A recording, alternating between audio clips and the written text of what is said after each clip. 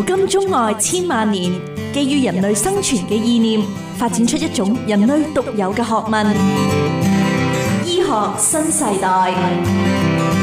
Hello， 大家好，歡迎收聽醫學新世代，我係節目主持人 Erica。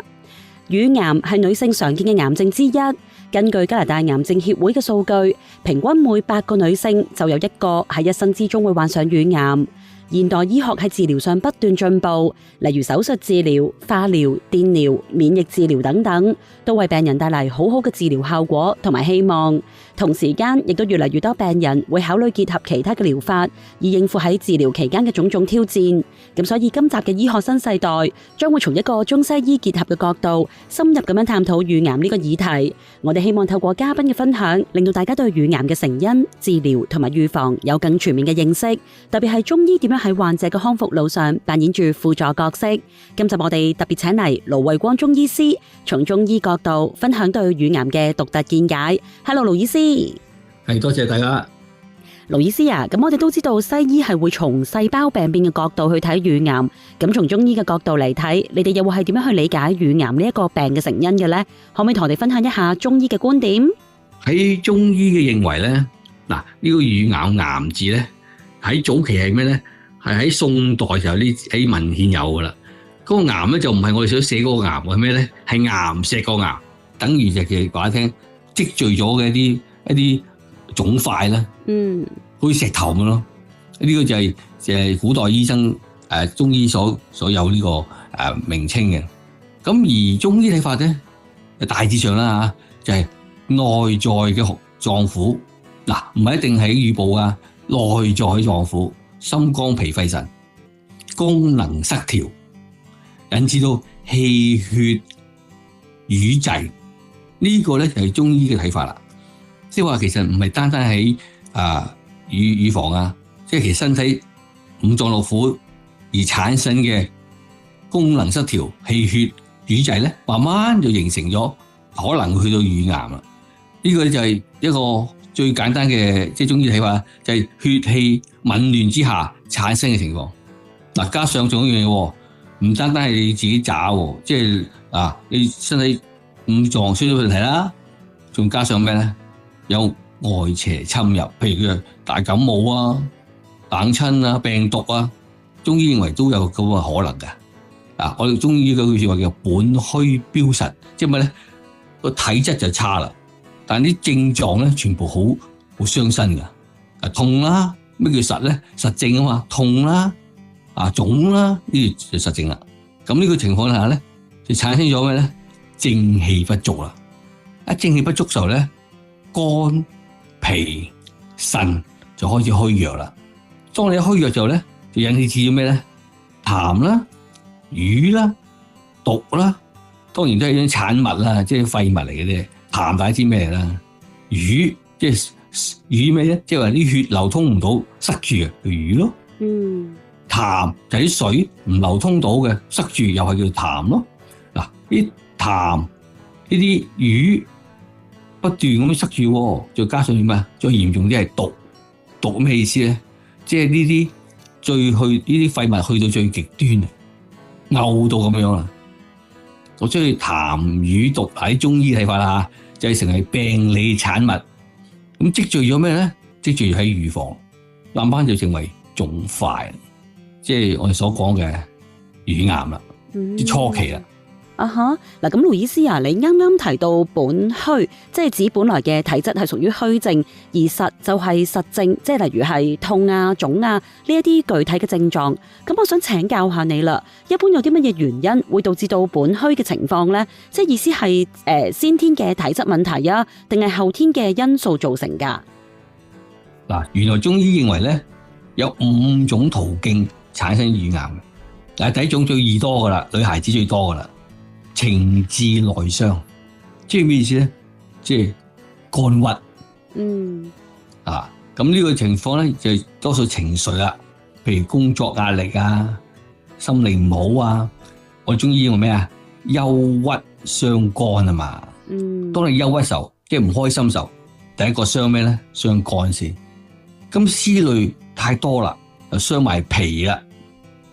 好多嘢諗喎。哎呀，要交功課俾老細，好多嘢諗，就諗得太多啦，咪傷脾啦。一個傷埋肝，一個傷脾，即係肝脾都傷咗啦。咁偶爾為之，過咗冇事就得啦。但係你唔係，可能個壓力好長噶，係講長噶。長咩叫長咧？即係超過幾個月啦以上啦。長期情緒嘅壓抑，跟住憤怒，即係譬如佢嚟做工成年都俾人屈住，哇，好唔開心咯。憤怒咯，嬲得嚟你憤怒啊嘛，係咪先？憤怒即係咩？最後產生咩？焦慮。一焦慮咧，就會導致咩咧？頭先講咗啦，肝氣鬱結啦。肝氣鬱結咧，中醫以為叫氣機不暢，即係氣唔通啊。咁啊，關我預防咩事啊？有關係噶。因為喺中醫嚟講個經絡啊，經絡塞晒。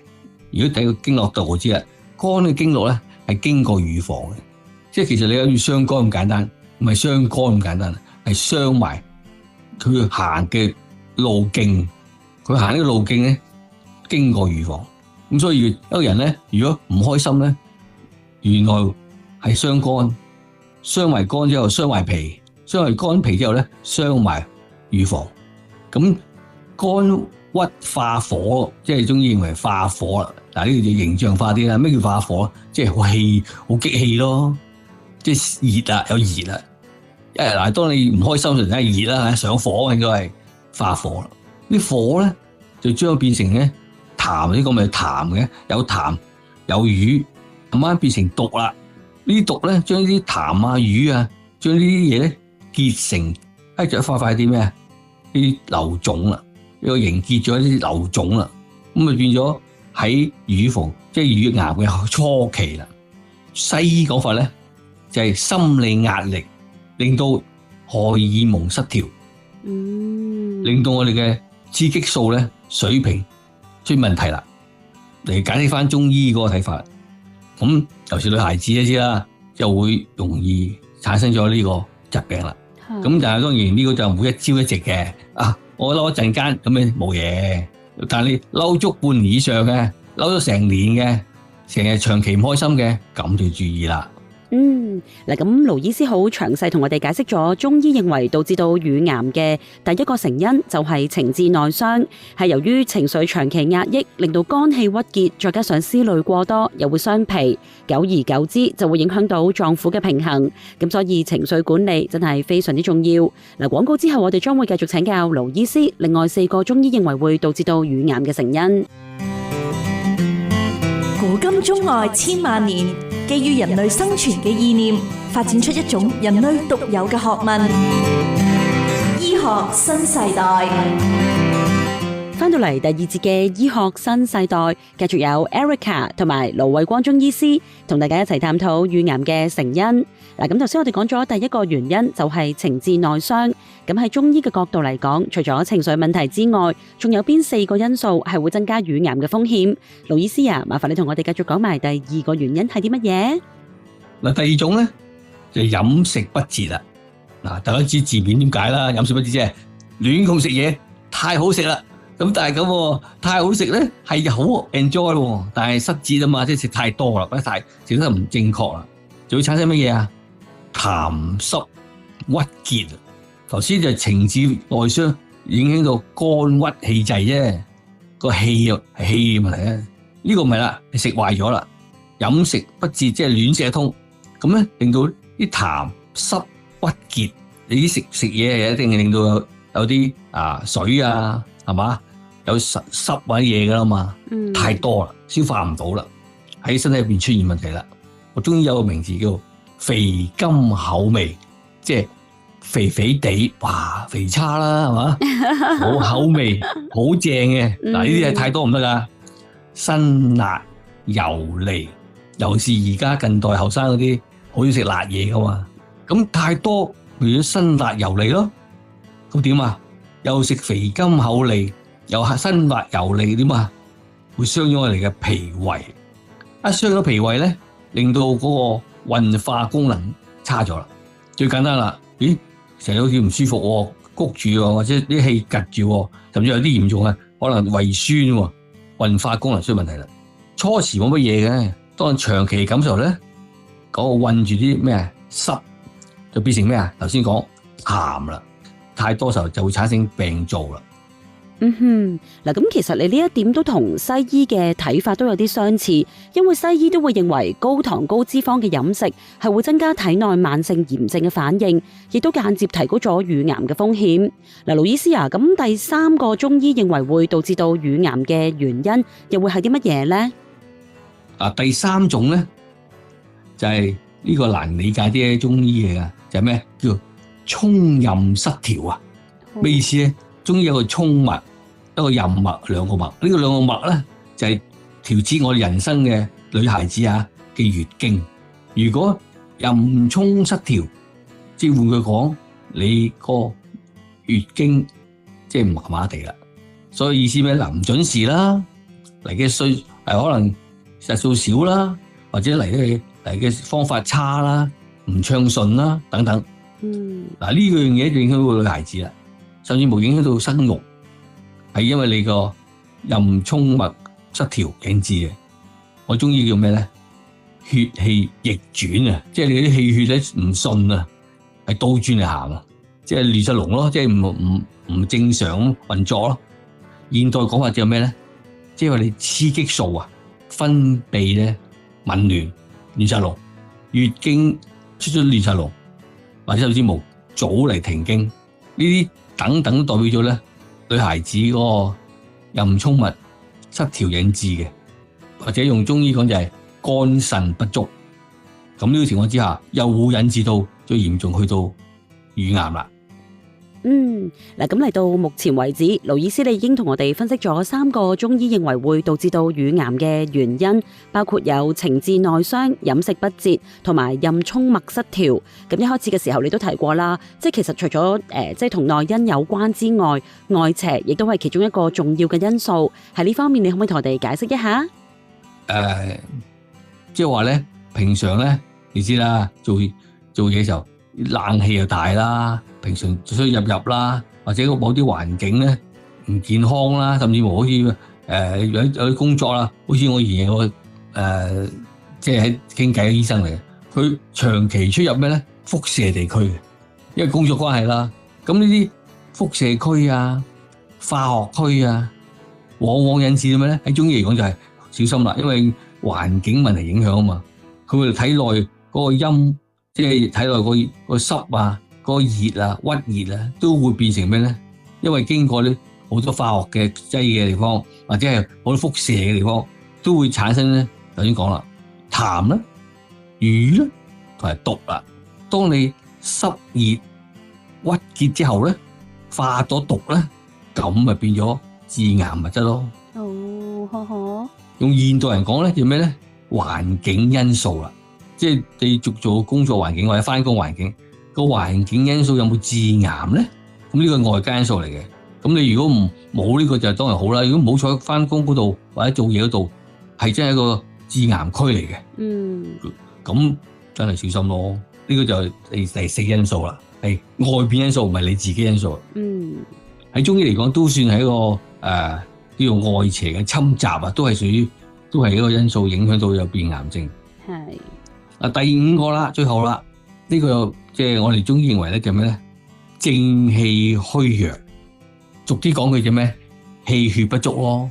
有啲人先天即係差啲噶嘛，即係我哋叫做先天稟賦不足，即係體質差啲咯。譬如啊，舉個例，哇，成日都手凍腳凍，咁啊月經又唔早啦，各方面比較差啦，敏感啦，或者係感冒容易啦。人哋咧可能冇乜嘢，吹又病啦，抵抗力低嘅，即係用而家講法，即係抵抗力低啦。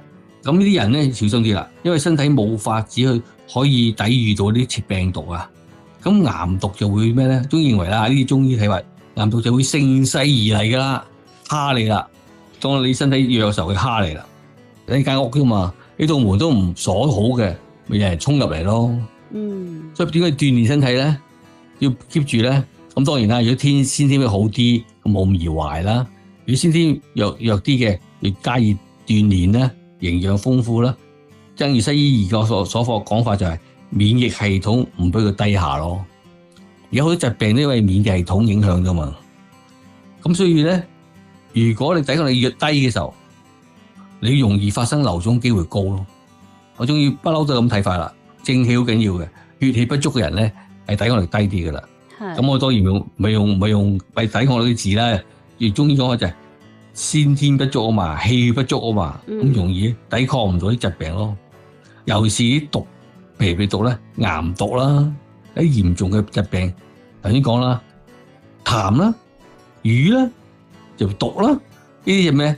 係病理嘅產物，就積聚咗成為一啲腫塊。咁如果你本身如果身體裏面冇一個抵抗力，正氣又差，咁咪容易咯。嗱，咁你講到正氣好緊要噶嘛，咁我哋到底有啲乜嘢方法可以補氣養血、提升免疫力、減低有乳癌嘅風險咧？喺中醫睇法嚟講，我哋要幾方面要留意嘅。第一就盛之內傷咧，就避免啦。做人要豁達啲，唔好俾佢話知佢。如果你太多憂傷咧，太多顧慮咧，可能第一個傷咗自己先。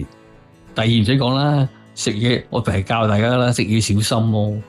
即係好食嘅嘢唔係叫你唔食，好食太多。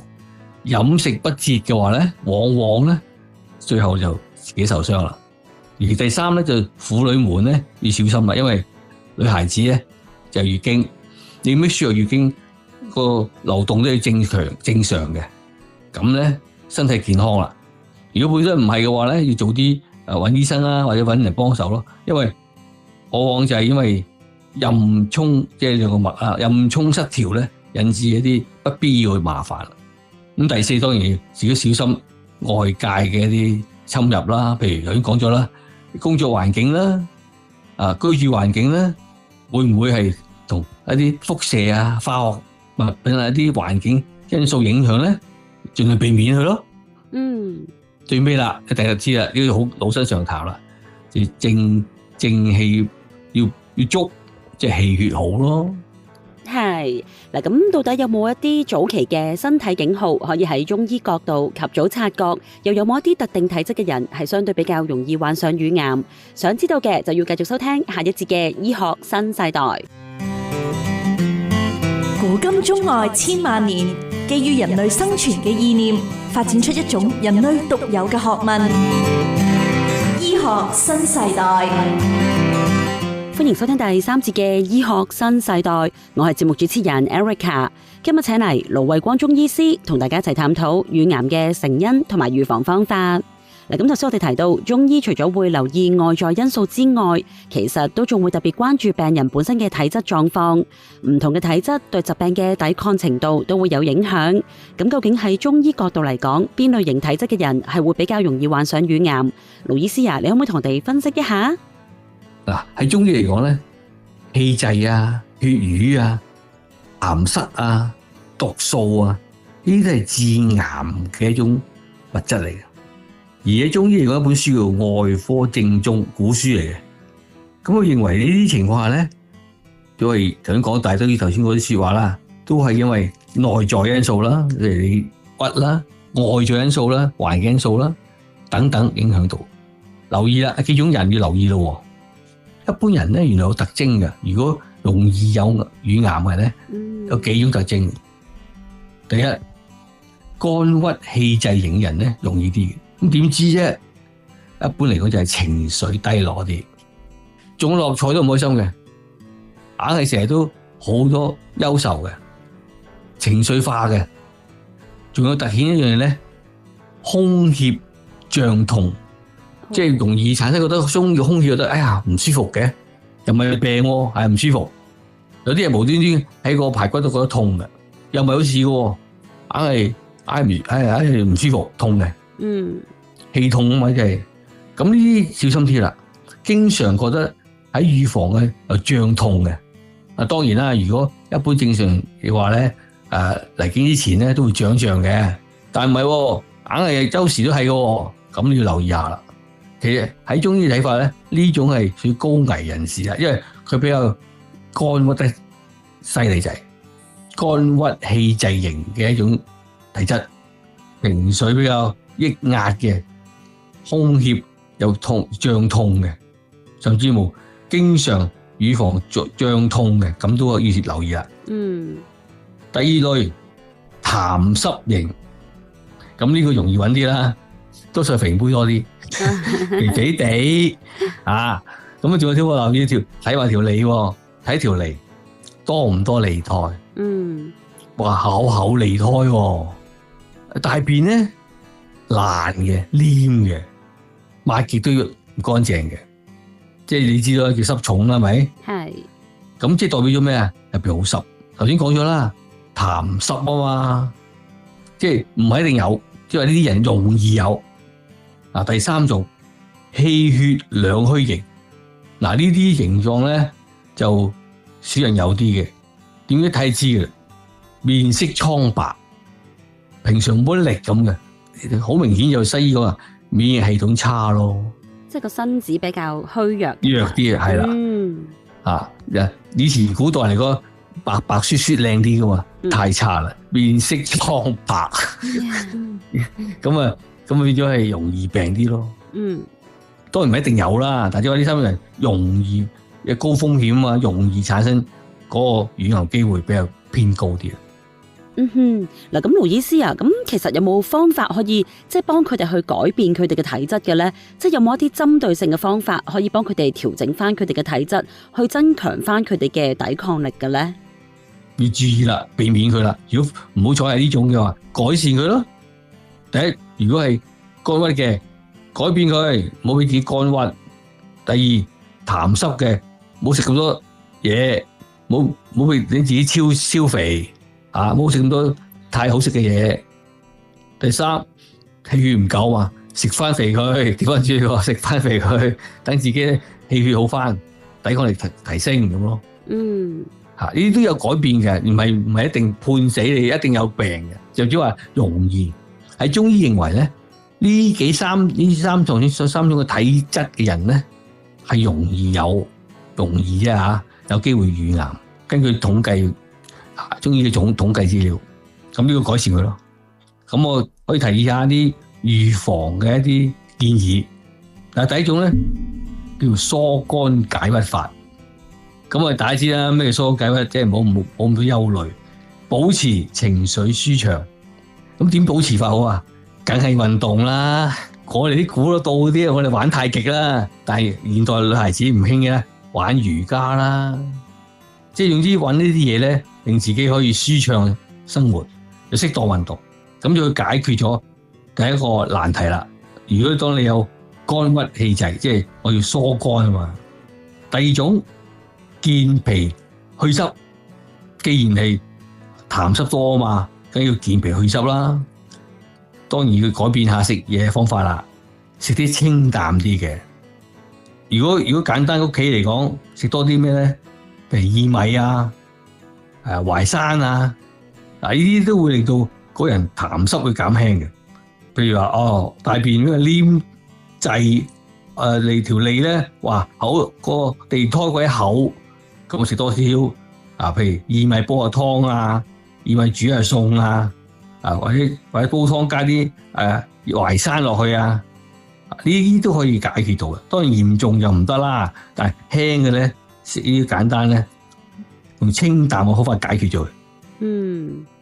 同埋要避免生冷。好多人咧中意食生冷嘢，咁就呢好難幫到啲痰濕重嘅人。好啦，第三樣嘢啦，當你氣血唔好啦，嗰陣哇面青口唇白，點咧？你第一樣嘢規律作息，避免過度勞累。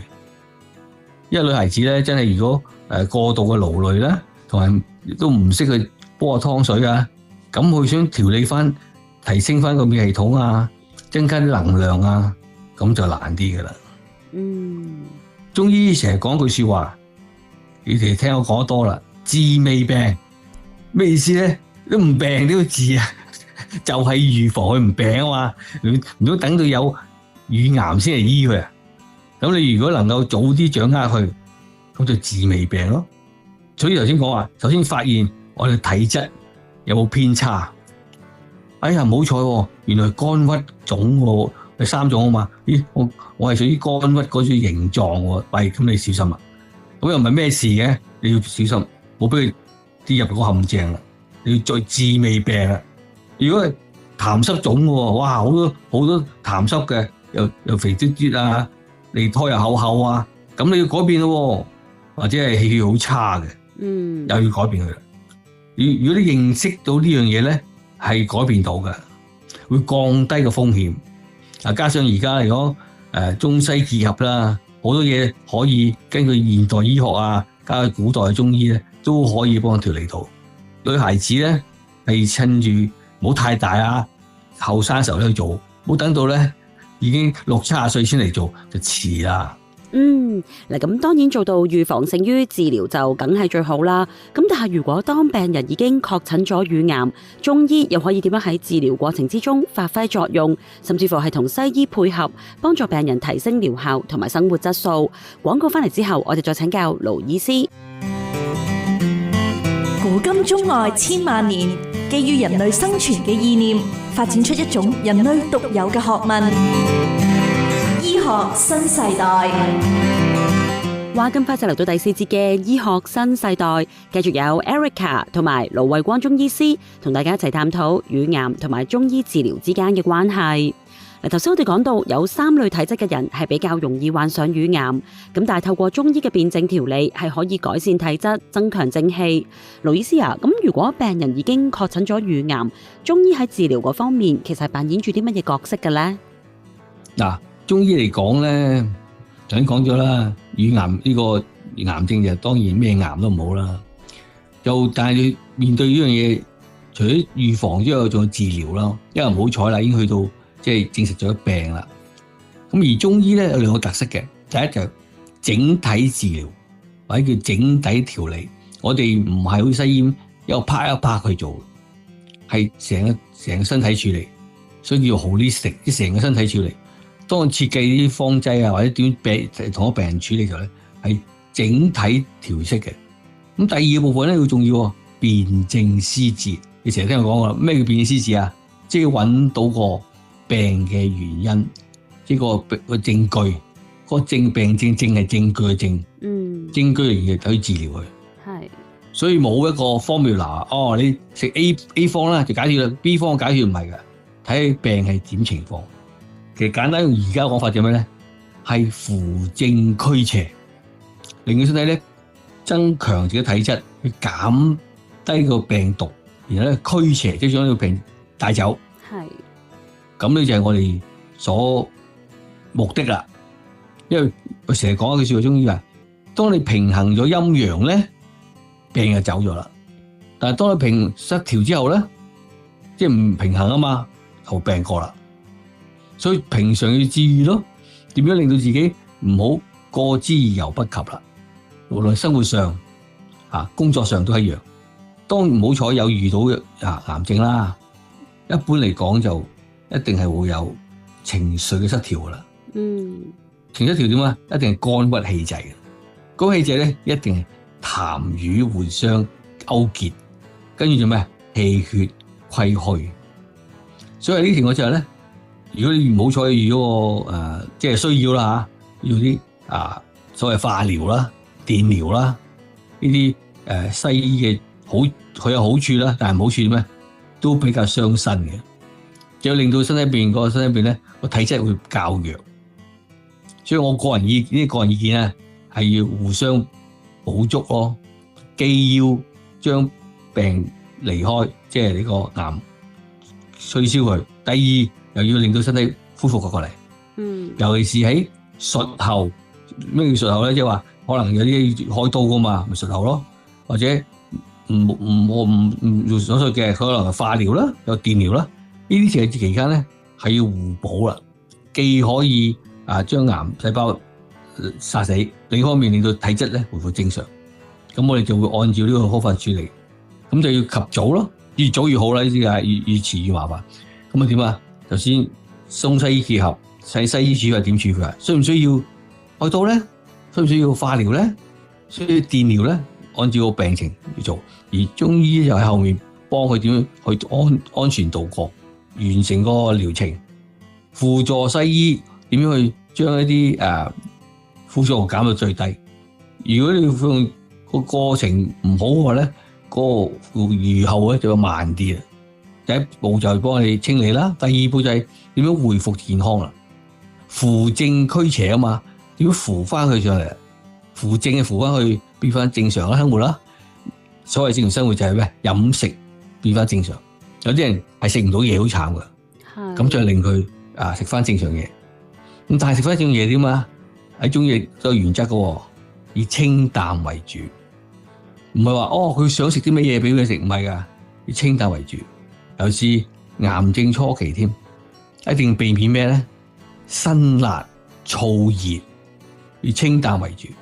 咁另外咧，適當嘅食材咯，令到佢個生化系統即係個脾胃啊變翻正常，能夠消化到，咁先可以抵抗到疾病噶嘛。呢個就都係一個長期嘅鬥爭嚟噶。當然啦，呢個要每個個體唔同啦，係都個人化啦，要根據個病人嘅需要啦，跟住西醫配合啦，然後喺中醫咧又輔助佢點樣去過咗呢個過程，能夠平安咁嚟即係喺治病之中咧得到正常可以恢復越盡快越好。咁加上樣嘢提議咧，如果體質好嘅咧，做翻啲運動啦。喺我嚟講，當然係可以試下太極啦，或者冥想啦，即係用啲活動等佢咧生理方面疏肝解鬱，令到健脾化痰。咁咧就慢慢將呢啲淤血咧嚟到身體啦。最重要就係增強嘅正氣。總之就係中西醫結合，希望能夠令病人咧可以度過呢個唔開心嘅時間。嗱，咁盧醫師啊，我哋一直都強調中醫係講求辨證施治，咁所以就算幾位病人同樣都係乳癌嘅患者，都係要根據佢哋嘅體質同埋症狀而作出相應嘅調理。咁不過對於即係一啲冇患乳癌咁但係又希望保養乳腺健康嘅女性朋友嚟講，除咗你頭先提到嘅預防方法之外，仲會唔會有一啲適合日常飲用嘅食療湯水可以介紹俾大家參考一下？咁如果平常冇乜嘢嘅，都唔係癌症嚇，唔好講癌症，覺得但係想預防一下，唔好俾自己咧出現呢個問題，咁你可以煲啲湯水嘅。嗱，睇下自己嘅性格啦。頭先講咗啦，幾樣原因啦嘛。譬如成日都緊張嘅、憂心忡忡嘅、焦慮嘅，咁呢啲情況咧，仲記得嘛？呢啲就係屬於肝鬱型咯。情緒波動都大嘅咯，咁好簡單，嚟試下用玫瑰花5克、柴胡10克、陳皮5克、茯苓15克，然後加嚿瘦肉，咁咧我哋煲湯飲。有啲咩好處咧？呢個就會舒緩嘅壓力，即係會改善人咧比較有啲人情緒，即係有啲人性格咁啊，比較憂慮啲，或者覺得自己個情緒波動大啲，甚至有啲人經常咧個預防覺得腫脹。因為佢頭先講咗啦，就係個肝經啊嘛，熱啊嘛，就產生啲情況。如果飲呢啲湯水又唔傷身嘅，玫瑰花啫嘛，陳皮啫嘛，茯苓啫嘛，加嚿瘦肉嚟煲湯飲。嗱，呢個咧就可以屬於疏肝解鬱湯。有啲人咧係咪？我覺得頭先講咗另一種人咧，成日覺得好濕嘅，就用健脾去濕啦。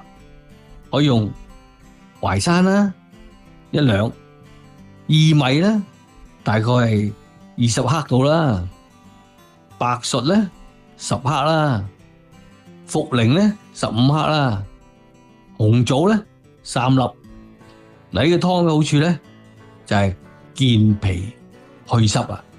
對於啲特別容易引起痰濕嘅人體質咧，或者大便時候咧成日出大便都係比較腍啲啊、黏啲啊嗰啲嚟講啱啦。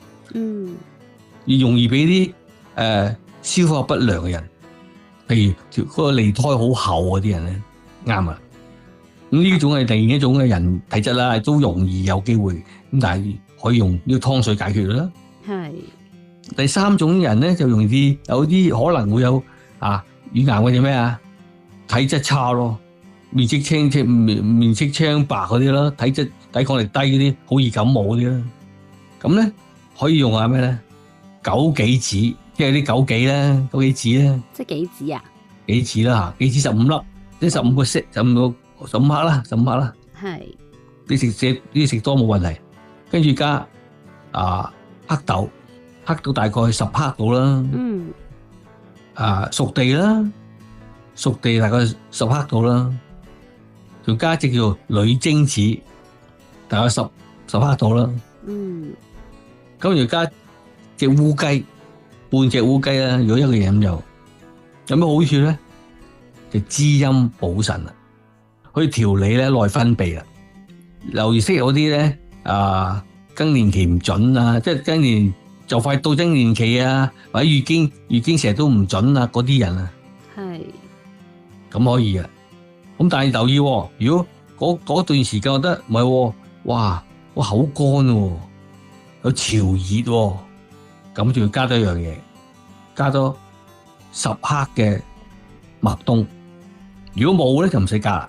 嗯，點解咧？即係話佢陰虛火旺嘛，燒到啲即係陰火好旺啊，所以就會覺得個口乾啊，有潮熱啊。咩叫潮熱咧？大概係去到下晝或者到黃昏之間咧，成日覺得成日興嘅呢個潮熱。即係而唔係話成日都覺得好熱。唔係嘅，通常即係有個時間，係下晝3點後。嗰段時間到黃昏呢段時間，就叫做潮熱啦。係啦，潮在咩咧？啲潮水啊嘛。明白。好似潮水嚟咁樣，咁啊無端端興嘅，咁咧就即係話啲入邊咧好熱咯，係陰虛火旺所致咯。咁即係麥冬嘅作用就係可以減低呢個熱。係啊，麥冬可以解決啦。如果唔嚴重嘅用麥冬得噶啦，麥冬大概10 gram 10個克度啦，咁就可以解決呢個問題。如果冇咧就唔使啦，頭先嗰啲煲湯得噶啦，就只要呢個湯水係咩咧？係滋陰補腎。明白。嗱，咁轉頭翻嚟，我哋將會請盧醫師解答一啲聽眾對於中醫治療乳癌嘅疑問，大家千祈唔好錯過。古今中外千萬年，基於人類生存嘅意念，發展出一種人類獨有嘅學問——醫學新世代。嚟到最後一節嘅醫學新世代，我係 Erica， 繼續有盧衛光中醫師同我哋解答聽眾對中醫治療乳癌嘅疑問。嗱，咁頭先嗰幾節，盧醫師詳細同我哋講解咗中醫對乳癌嘅理解、成因同埋預防方法，亦都介紹咗幾款湯水俾大家參考，幫助日常調理同埋維持乳腺健康。咁其實我都收到唔少聽眾嘅電郵，想問有關中醫治療乳癌嘅問題。咁我哋不如就請盧醫師同我哋逐一解答。嗱，盧醫師啊，咁有聽眾話聽聞中藥可以縮細腫瘤，其實係咪真係得嘅咧？腫瘤可以縮細，唔係一定睇咩身體咯。因為嗱，點解有腫瘤先？腫瘤就係頭先講咗啦，即係有啲痰啊、有啲瘀啊、有啲毒啊積聚咗，係廢物嚟嘅，積聚咗身入邊。咁呢積聚咗分面咧，慢慢成為啲腫瘤啦，即係一嚿嘢邋遢嘢咯。咁呢樣嘢點咧？可以用中藥咧化咗佢。咁我哋主要就係睇你咩病同埋咩情況、咩位置，就用咩中藥化係可以嘅。咁但係嚴重咧，梗係唔得啦。譬如有啲好似我都醫過啲肝癌，佢哋喺呢時候已經末期啦。肝癌咧已經係8個 cm 咁大嚿，你點化？你點樣改？你都冇辦法先可以解決咗佢。或者毒樹係咩？西方可能就做手術咯，但係佢已經係80幾歲老人家，佢唔做手術噶啦。咁點啊？唯有用中藥食咯，唯有將佢生命延長咯。咁啊真嘅呢個個案咧就係佢嚟時候得2-3星期就要走，西醫話就走噶啦。但係做啲中藥咧，竟然食咗2-3年都走唔到，都仲喺度。但係唔等於醫翻好，只會令佢生命提長咗啫。但係嗰個瘤腫仲喺度，化唔到佢。因為8個 cm 點化？因為太大啦，所以病咧要及早治療，唔好等到變咗咁大個，你點吸啊？只能夠令佢咧唔好再作惡，減低，所以佢舒服咗，唔痛啦，已經食咗藥已經唔痛啦。但係唔等於好翻。哎呀，佢冇咗癌腫啦，唔係，個癌腫仲喺度。所以你話化咗佢咧，睇咩嘅？如果你係初起嘅，一定化到。但係如果啲8個 cm 咁大嚿，點化啊，大佬？只係令佢唔好惡化啫，但係唔可以變咗冇咗咯。但係唔可以話用中醫全部代替咧，又誇張啦，就係人又冇我用西醫解決得咗啦，未必絕對得噶，因為有啲病者咧係受唔到咁大傷害，因為化療係好傷身嘅，我幾個病人都好有啲過唔到嘅，咁所以中藥方面等佢度過咯，等佢身體嚟可以一邊食毒藥，一邊咧又可以捱過咁咯。咁即係從你嘅一齊合作做咯。嗱，咁從你嘅經驗啦，即係你會覺得係應該邊個時段去食中藥咧？因為頭先我哋都提到啦，即係其實化療即係會有陣時嗰啲副作用係會令到病人係好辛苦嘅，即係可能係即係食唔落嘢啦，即係可能係成日都會嘔。咁但係即係你仲要去飲啲中藥落去，其實佢根本都已經係飲唔落、食唔落咯。咁佢咪分分鐘嘔翻晒啲嘢出嚟咯？睇情況咯，唔係㗎。如果本身上如果講化療咧，係要啲中藥㗎，因為佢仲難過唔到啊，驚化療令到佢想食都食唔到咯，仲慘。咁就中藥好彈性嘅，唔需要一次飲咁多藥嘅。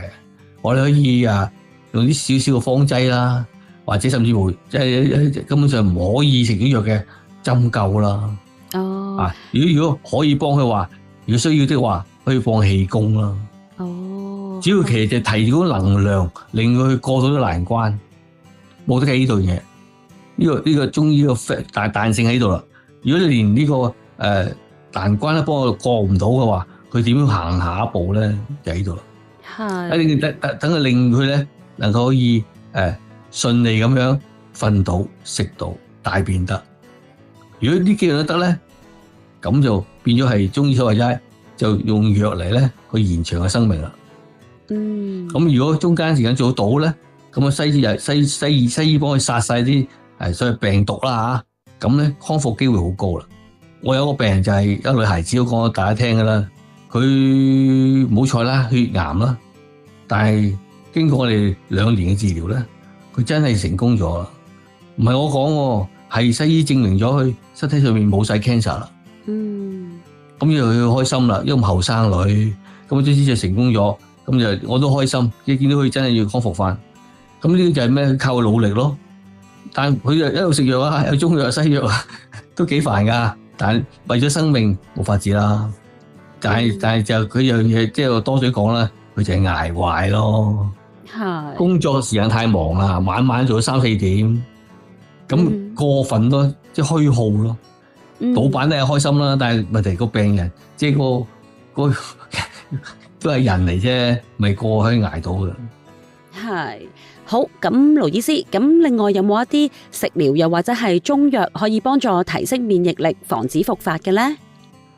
呢個咧就去到即係當我哋講到話扶正驅邪做完之後啦，即係話已經係可以病情已經過咗一段落啦。係。咁就去到咩啊？就可以變成最後一步驟啦，就變翻正常人啦。咁咧呢個就最好咯，即係話變咗個體質咧改善過嚟咯，已經冇病症啦。呢個係第二個步驟，第二個 step 啦，即係唔係扶正驅邪啦，係可以變咗係回復正常啦。